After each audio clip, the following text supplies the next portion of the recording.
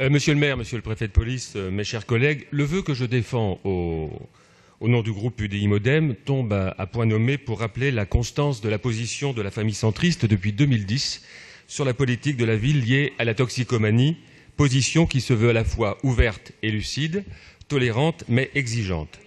L'objectif partagé est double. Il s'agit d'œuvrer à la diminution du risque sanitaire de contamination des toxicomanes par des seringues souillées et de les accompagner dans un parcours de soins contrôlé, le tout dans un environnement sécurisé.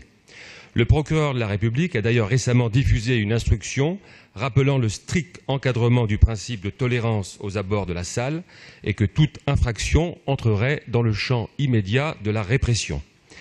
Il ne s'agit pas de méconnaître ou de sous-estimer les inquiétudes exprimées par certains riverains, lesquels ont d'ailleurs pu monter d'un cran à la suite de la rixe survenue sur le site et à ses abords le 26 février dernier, la seule sérieuse d'ailleurs depuis son ouverture.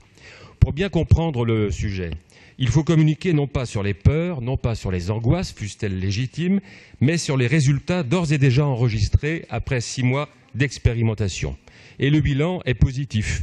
Il y a des résultats au niveau de la santé publique, de l'addictologie, de la captation d'un public exclu de tout accès de soins et des effets réels en termes de salubrité publique avec une forte diminution de seringues retrouvées sur l'espace public.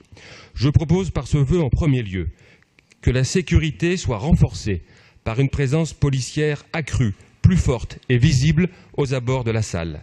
Et face au débordement prévisible des équipes de soins en termes de fréquentation, je propose aussi que les effectifs de la salle soient accrus afin de permettre un élargissement de l'amplitude horaire d'ouverture, notamment l'été, le soir.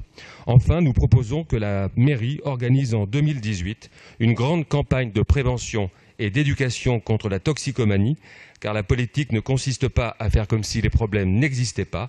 Il faut agir, en étant conscient d'ailleurs que se posera à moyen terme la question de l'ouverture d'une deuxième salle en Île-de-France. Je vous remercie. Merci.